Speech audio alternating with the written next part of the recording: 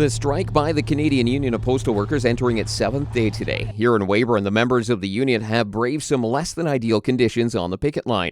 Kerri Arnott-Thirsk is the president of Local 853. She says the weather didn't faze them.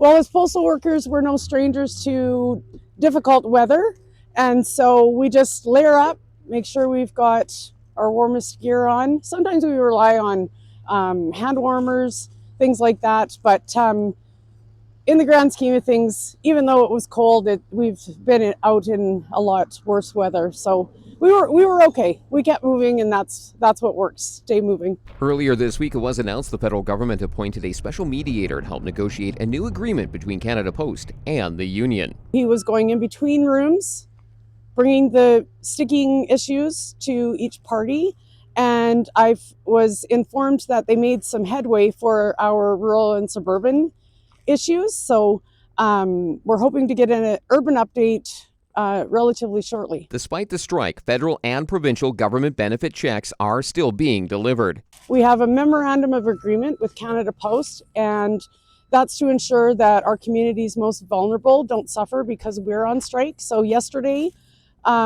we had volunteers who are paid a $50 honorarium to go out and deliver those checks. So we took them out to our district as well as here in town, and we have a few to finish up today, and we'll be starting that at 11. Arnott-Thirsk says they have been getting a lot of support from the community while on the picket line so far.